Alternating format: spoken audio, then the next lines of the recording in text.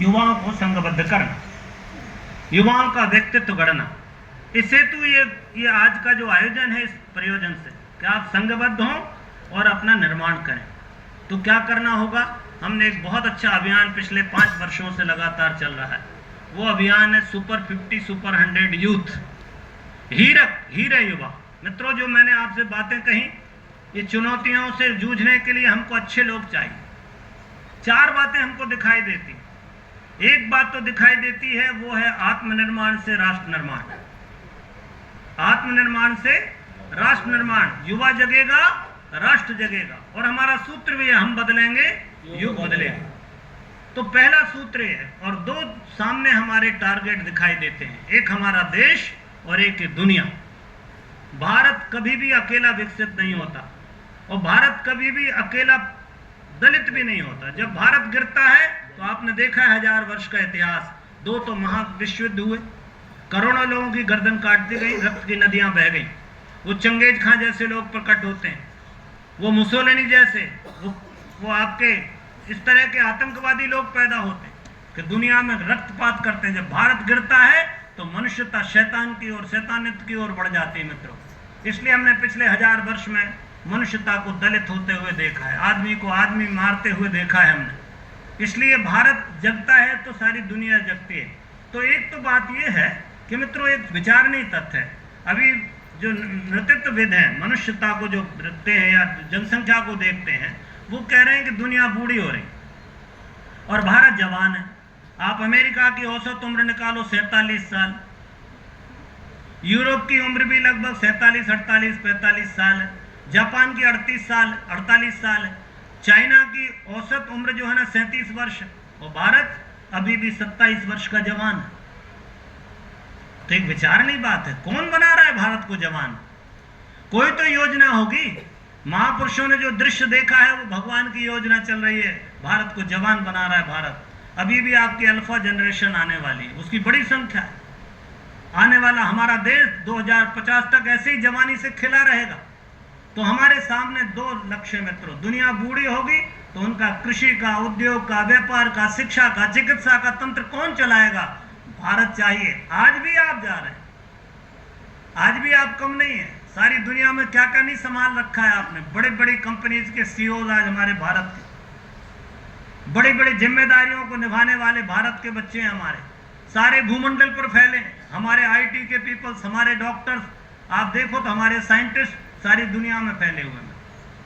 तो मित्रों, 2 लक्ष्य हमारे पास, एक तो अपने देश की चुनौतियों से जूझना, और दूसरा आने वाले समय में विश्व की समस्याओं के समाधान खोजना। एतद् देश प्रसूतस्य सकाशद अग्र जन्मना स्वयं स्वयं चरित्रम शिक्षेरन पृथ्व्याम सर्वमानवा। पहले भी हमने ये किया था और अब भी हमको यही दायित्व है कि हम सारी दुनिया को शिक्षित करेंगे। आप विदेश जाएं, अभी हमारे बच्चे जाते हैं तो गुलाम बन के जा रहे हैं पैसे के लिए। कितना पैकेज दोगे? 1 करोड़ का। चलो भाई, 17-18 घंटे काम कराएंगे। पर आप जाइए, इसमें भेद नहीं है। लोग कहते हैं ब्रेन ड्रेन हो रहा है। अरे ब्रेन ड्रेन तो भारत की बहुत पुरानी परंपरा है, परंतु ब्रेन ड्रेन कैसा होना चाहिए? जैसे विवेकानंद, रामतीर्थ गए, विवेकानंद गए तो दुनिया में जीने का सबब सिखला के आए। कैसे जीना चाहिए मनुष्य, कैसा चिंतन होना चाहिए सिखाकर आए। संस्कृति के संवाहक बन के गए, एम्बेसडर बन के गए अपने कल्चर के। तो आप जाइए, परंतु अपनी संस्कृति और सभ्यता को लेके जाइए और लोगों को जीना सिखाइए। पैसा भर धन कमाने से, कोई साधनों से कोई आदमी सुखी नहीं हो सकता। तो मित्रों, एक तो ये है, दो चीजें, 3 चीजें ऐसी हैं जिन्हें आपको करना आवश्यक है। पहली उपासना, दूसरी साधना और तीसरी आराधना। ये 3 काम अनिवार्य है। अपने आप को अपने परमात्मा के साथ जोड़ो, अपने अंतर में झांको। तुम महान हो, तुम अमृत पुत्र हो, तो जरा इसका अनुभव करो, इसका थोड़ा सा स्वाद चखो भीतर का। ये है उपासना। अपने जीवन को व्यवस्थित बनाओ, संयमित बनाओ जीवन को, ये है साधना। और ये जगत तुम्हारी प्रतीक्षा कर रहा है तुम्हारे पौरुष की, ये है आराधना मित्रों। तो उपासना, साधना, आराधना से अपने जीवन का निर्माण करना और महान कार्य के लिए अपने को तैयार करना। और 4 काम बड़े बड़े हैं मित्रों जो आपको करना है। नंबर 1, जो हमारे जितने भाई आए करेंगे, युवाओं को खोजो। मैं वरिष्ठों से भी निवेदन करता हूं कि हमारी परंपरा रहती है, बनिया का बच्चा जैसे ही बड़ा होने लगता है तो बनिया उसको चाबी सौंपने लगता है, धीरे धीरे गद्दी पे बिठाता है, सिखाता है। किसान अब हल्की मूठ पकड़ा देता है, थोड़ा थोड़ा काम सिखाता है, परफेक्ट बना देता है। अरे आप तो ऋषि परंपरा में हैं, ऋषियों की थाती लेकर बैठे, ये ऋषियों की थाती को अपने बच्चों तक, नई पीढ़ी तक पहुंचाओ, नए बच्चों को सिखाओ युग निर्माण, उनका जीवन श्रेष्ठ बनाओ, जैसा आपने पाया वैसा उनको भी मिले, ऐसा कुछ विधान बनाओ। तो 4 काम करना है, युवाओं की खोज, युवाओं का प्रशिक्षण, युवाओं का संगठन और युवाओं का नियोजन। पहले जैसे हीरे को खोजा जाता है खदान में से, फिर हीरे को तराशा जाता है, फिर हीरे की माला बनाई जाती है, फिर ये माला किसी के गले में पहनाई जाती है। हम आपसे निवेदन करते हैं, युवा रूपी हीरों को खोजो, इन हीरों को तराशो, अर्थात इनका प्रशिक्षण करो, ये प्रशिक्षित युवाओं को संघबद्ध करो, माला बनाओ, संघबद्ध करो और भवानी भारती के गले में ये माला पहनाओ मित्रों। इसलिए यौवन की बड़ी आवश्यकता मित्रों, 4 कार्य, और मैं आपसे निवेदन करता हूं कि ये काम हमको करना पड़ेगा। ये कदम लेकर के चलेंगे युवा आंदोलन की ओर, कुछ ना कुछ हमको लेकर चलना ही है। 4 सूत्र हमने आपको प्रारंभ में बताया कि अगर युवा जैसा होगा वैसा ही उसका राष्ट्र होगा, उसी दिशा में बढ़ेंगे। तो इस तरह से हम देखते हैं कि युवाओं के जीवन में साधना, स्वाध्याय, संयम और सेवा के 4 सूत्र कैसे प्रवेश कर जाएं, ताकि हमारा युवा बनने की प्रक्रिया में शामिल हो जाए, अपने आत्मनिर्माण में लग जाए, उपासना, साधना, आराधना की ओर चला जाए। और ऐसे संघबद्ध युवाओं का नियोजन, अभी तो हम कहते हैं कि आप माता जी की शताब्दी वर्ष में हमने एक संकल्प लिया है कि प्रत्येक जिले में एक माता भगवती स्मृति उपवन बनाएंगे। पर्यावरण का एक बड़ा काम आप करिए। ये आपके पड़ोस में ही यहाँ पे हिंडन और यमुना बहती हैं, जरा देखिए हिंडन और यमुना की स्थिति दम तोड़ चुकी।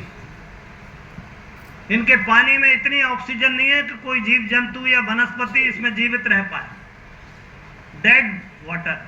अभी तो बरसात की बात छोड़ दो, कौन करेगा स्वच्छ साफ? हमको विचार करना होगा।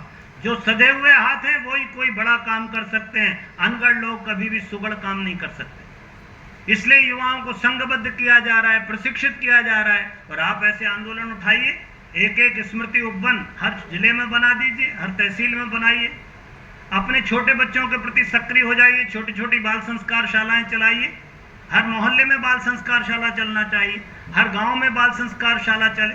छोटे बच्चे 5 साल तक के बच्चों के लिए माँ की संस्कार शाला घर घर पहुंचाइए। बताइए कि एक माँ, पिता, दादा, दादी, नाना, नानी कैसे अपने आने वाली संतान को, अपनी जनरेशन को ठीक बना सकते हैं, उसकी योजना, पुस्तकें प्रकाशित हैं, सारे आंदोलन चल रहे हैं। गर्भकाल में कैसे बच्चे को शिक्षित किया जाए, हमारी बहनें ये सारा आंदोलन चलाती। किशोरों को कैसे दिशाहीन होने से बचाया जा सके, अभी हमने उसका तांडव देखा। भारत के किशोरों का मानस पढ़ा हमने, भले ही मुट्ठी भरते, पर चावल ही देखते हैं कि कैसा पका है कि नहीं पसा। मित्रों, हमको विचार करना पड़ेगा, चिंतन की बात, किसी को बुरा कहने का मन नहीं है मेरा, पर मैं आपसे निवेदन करता हूं कि ये विचार करना चाहिए बड़ों को कि हमारी संतान कहां जा रही है। ऐसी अश्लीलता, ऐसी अभद्रता, ना, ऐसा नहीं हो सकता। भारत बहुत गौरवशाली देश है मित्रों, हमारी परंपराएं बहुत पवित्र हैं, हम कभी भी ऐसा नहीं कर सकते। ये बरगला देते हैं बच्चों को, तो बरगलाने वाले लोगों से आप संघर्ष करो, एक पैरेलल तंत्र खड़ा करो जिसमें संस्कारवान बच्चे पैदा हों, जिसमें शालीन बच्चे पैदा हों, जिसमें सेवाभावी बच्चे पैदा हों, सुसंस्कृत बच्चे आए, नशे से मुक्त बच्चे आए। बहुत कुछ करने की आवश्यकता है मित्रों। तो एक तो तरीका ये कि हमको ये सारे काम करना है, और फिर सोचना है कि कैसे स्कूल कॉलेज में जाए, वहाँ क्या कार्यक्रम करें। एक विद्यार्थी या एक युवा एक कॉलेज पकड़ ले या एक स्कूल पकड़ ले, बहुत बड़ा काम हो सकता है, छोटे छोटे काम नहीं है। आप अपने मोहल्ले में अपने शक्तिपीठ किसी संस्थान से जुड़े, आप व्यक्तित्व पुरस्कार की साप्ताहिक कक्षाएं लगाइए। जो बच्चे भटक रहे हैं, लाखों रुपए देकर के भी व्यक्तित्व निर्मित नहीं होता, हमारे यहाँ से चुटकी बजाते लोगों का व्यक्तित्व बनता है। हमने देखा है 9 दिन के लिए कोई आदमी हमारे यहाँ साधना में आ जाता है, 9 दिन बाद एक नया आदमी बन के लौटता है। कोई है ऐसी ताकत दुनिया में? ऐसा ऋषि की शक्ति वहां विद्यमान है मित्रों। उस शक्ति को जन जन तक लेके जाना है, उस विचार को जन जन तक लेके जाना है, उस जीवन पद्धति को घर घर पहुंचाना है।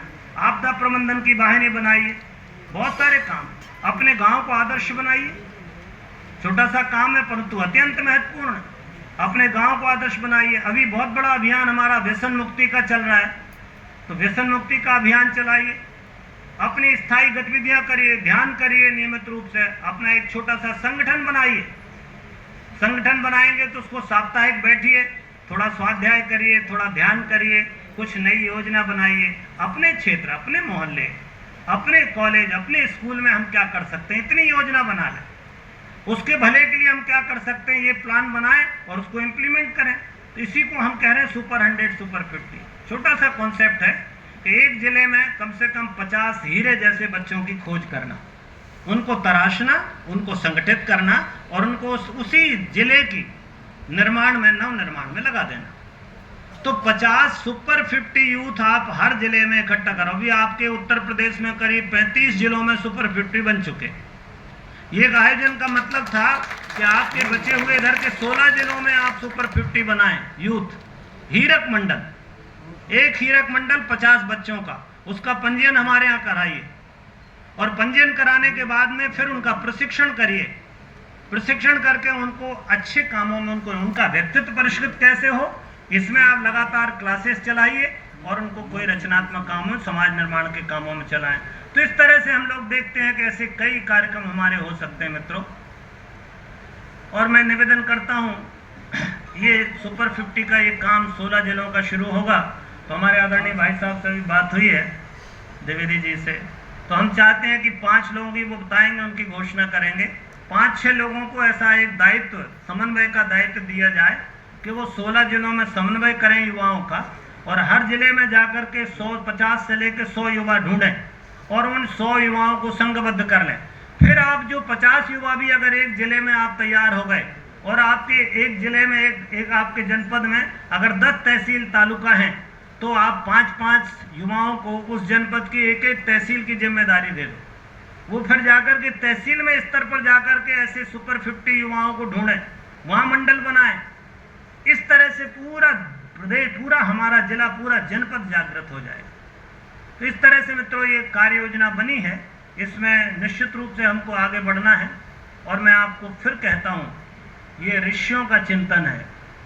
ये गुरुदेव ने देखा हुआ समय दिखाई देता है मित्रों। उनको दिख रहा है कि भारत का उत्थान अवश्य होगा। महर्षि अरविंद ने, भगवान स्वामी विवेकानंद ने, स्वामी रामतीर्थ ने, परम पूज्य गुरुदेव ने, दुनिया के मान्य भविष्य वक्ताओं ने, चाहे वो नोस्ट्राडामस हो, चाहे प्रोफेसर हरार हो, चाहे कीरो हो, चाहे जूल वर्न हो, इन सब भविष्य वक्ताओं ने भी ये बताया कि आने वाला समय भारत का समय है मित्रों। ऐसे परिवर्तन के दौर में याद रहे, हम पिछड़ ना जाएं। मैं आपसे फिर स्मरण कराता हूं आपको कि आने वाली पीढ़ियां, अभी मैंने कलाम साहब का एक प्रेजेंटेशन देखा, जल के ऊपर था उनका, उसमें यह था कि 2070 की दुनिया कैसी होगी। तो 2070 की दुनिया उसमें बता रहे थे कि उस समय पानी नहीं होगा धरती पर, नदियां सूख चुकी होंगी, पेड़ खत्म हो गए होंगे, आदमी को पानी बना करके कहीं से समुद्र का पानी कन्वर्ट करके मिल रहा होगा, और बोतल में राशन की दुकान पे मिलता होगा। लोगों के सिर पे बाल नहीं है क्योंकि धोने के लिए पानी नहीं है। जो कपड़े पहन रहे हैं वो डिस्पोजेबल है, पहनो और फेंको, क्योंकि धोने के लिए कपड़े नहीं। कोई आदमी नहा नहीं सकता। ऐसा समय आएगा। और सच में अगर इसी हम मधोशी में ऐसे ही चलते रहे तो वो समय दूर नहीं मित्रों। इसलिए कल के दिन आने वाली संतानें, पीढ़ियां आपसे पूछेंगे। आप जब कहोगे कि देश में गंगा बहती थी तो वो कहेगा क्यों मजाक करते हो।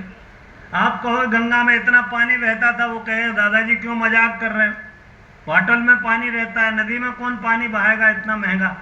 हम कहते हैं ना भारत में दूध दही की नदियां बहती थी। हो सकता है हम नहीं मानते, हमारे बच्चे अभी नहीं मानते, वो बच्चे भी नहीं मानेंगे। और ये भी कहेंगे वो कि जब आप देश में अगर ऐसा कोई आंदोलन चल रहा था जो नदियों को बचा सकता था, आदमी को महान बना सकता था, वृक्षों की रक्षा कर सकता था, आप कहां थे मित्रों। मेरे को कहते हुए बड़ा दुख होता है। मेरे मित्र है, साथी है हमारा, आप जानते हैं आशीष ने मुझे एक किस्सा सुनाया। उसने कहा अंकल, मैं जब 12वीं पास किया मैथमेटिक्स से, मुझे इंजीनियर बनना, तो मेरा जो रिजल्ट आया उसमें मैं गवर्नमेंट इंजीनियरिंग कॉलेज के लिए सिलेक्शन नहीं हुआ मेरा। और मेरे से कम जिसके नंबर आए थे, मेरे ताऊ जी के लड़के का, उसका गवर्नमेंट कॉलेज में एडमिशन हो गया। तो मैंने उससे पूछा कि ये कैसे होगा, तो उन्होंने कहा कि हमारे दादाजी जो है स्वाधीनता संग्राम सेनानी थे, तो 10 नंबर उसको बोनस मार्क्स मिले। वो 10 नंबरों के बस पे गवर्नमेंट कॉलेज में क्वालिफाई कर गया और ये बच्चा प्राइवेट कॉलेज में पढ़ा। तो इसने अपने दादाजी से पूछा, उसके दादाजी जीवित थे तब, उसने दादाजी से पूछा कि जब आपके भाई स्वाधीनता संग्राम में वंदे मातरम का नारा लगा रहे थे, आप कहां थे? काश आप भी होते तो मेरा भी एडमिशन गवर्नमेंट कॉलेज में हो जाता। दोस्तों, ये बात उसकी नहीं है, हम में से सबकी कहानी बनने वाली है। यदि इस युग में, इस समय में हमने कोई अनूठा काम ना पकड़ा, भगवान का आदेश ना माना, गुरु जी की राह पर ना चले, तो आने वाली पीढ़ियां जरूर पूछेंगी कि जब मनुष्यता बिखर रही थी आप कहां थे? जब युवा बिगड़ रहे थे आप कहां थे? ये जो हमने कांड देखा तो अपने को दर्द होता है कि हम कहां हैं? इन बच्चों को सिखा नहीं पाए। वो माँ बाप क्या कर रहे हैं जो अपने बच्चों को शालीनता ना सिखा पाए? तो दोस्तों, ये बहुत बड़ी जिम्मेदारी है, बहुत बड़ा काम है, और मैं आपसे कहता हूं क्रांति तो अवश्य होगी, आप करें ना करें। राम ने रावण पर मारने के लिए प्रण कर लिया था, भुज उठाए प्रणकेन, रावण पर विजय प्राप्त कर ली। बंदर आते नहीं आते कोई फर्क नहीं पड़ता, एक बाण भी राम का अमोघ था, वो एक बाण से रावण को मार सकते थे, पर भगवान आता है तो श्रेय सौभाग्य देने के लिए अपने बच्चों को इकट्ठा करता है। आप सब वही बच्चे हैं, इकट्ठे हो जाओ, एक बार फिर से रावण पर विजय प्राप्त करते हैं, एक बार फिर से महाभारत जीतते हैं, एक बार फिर से विचार क्रांति लाते हैं और दुनिया को कुछ नया अध्याय प्रदान करते हैं। आप सबका कल्याण हो। परम पूज्य गुरुदेव वंदनीय माता जी के आशीर्वाद आपके ऊपर आए, ऐसी शुभकामना मंगल कामना करता हूँ। आने वाले ये जो वर्ष चल रहा है, शताब्दी वर्ष, इसकी सूचना आदरणीय हमारे परमानंद द्विवेदी जी भाई साहब बताएंगे क्या क्या कार्यक्रम होने वाले हैं। आप सबके लिए पुनः शुभकामनाओं सहित अपनी बात समाप्त करता हूँ। ओम शांति।